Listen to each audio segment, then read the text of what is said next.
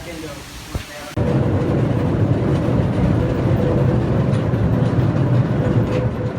You probably have heard that the universe started with the Big Bang almost 14 billion years ago, and from the Big Bang only hydrogen and helium were done.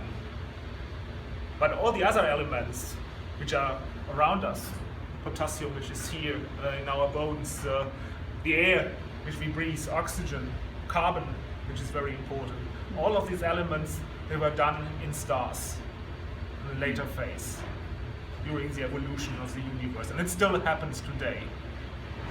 Not our sun, but stars. Stars that are older.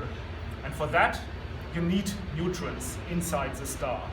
Because only if elements like iron capture neutrons, so fusion of a neutron with an iron nuclei, for example, that can lead the series to the creation of heavier elements. Now is the question, where do the neutrons come from in the star? Because also they must be there in the core of the star. And that is exactly what we are studying. The reaction that produces these neutrons. And that is a fusion of a carbon nuclei and a helium nuclei, for example, or of a neon nuclei and a helium nuclei. We have to simulate the nuclear reactions because if you just put them aside, it does not happen. You need a bit of energy, and we accelerate the helium nuclei, the alpha particles, and shoot them on what we call a target, which in that case would be either neon gas or carbon, particularly an isotope called carbon-13. Okay. Then, in our experiment, these nuclear reactions happen, and they emit neutrons. We measure the neutrons with a detector surrounding our area where the nuclear reactions happened. Refurbished in Notre Dame recently. Major problems were your cables inside, which leads to high voltage sparks. Now that all has been replaced with fiber optics. So more plastic. And, Mark, could you help me?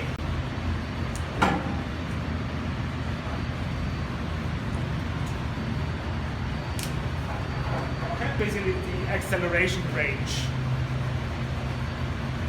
Here we will have what we call an ion source, which is basically just a reservoir of either hydrogen gas or helium gas, depending whether you want to accelerate protons or alpha particles. You can do one or the other, not both at the same time, but you have to replace the gas. You ionize the gas in a way that is necessary to get the nuclei out of this gas reservoir. Because only if they are ionized, would mean one electron less, then you can accelerate them. This will be on ground, so you have the difference between 1 million volt and ground here, and that accelerates the particles and gives them a certain energy, and with that a certain velocity, which they exit the accelerator. It's the same place that Ray Davis 50 years ago made his groundbreaking discovery of solar neutrinos, which is connected to our research, because that was the proof that solar energy is provided by nuclear reactions, and here we are studying nuclear reactions. So everything is coming back in a circle. These kind of experiments are important to help us to understand where we are coming from, where the elements which surround us are generated, where they are created beyond the Big Bang.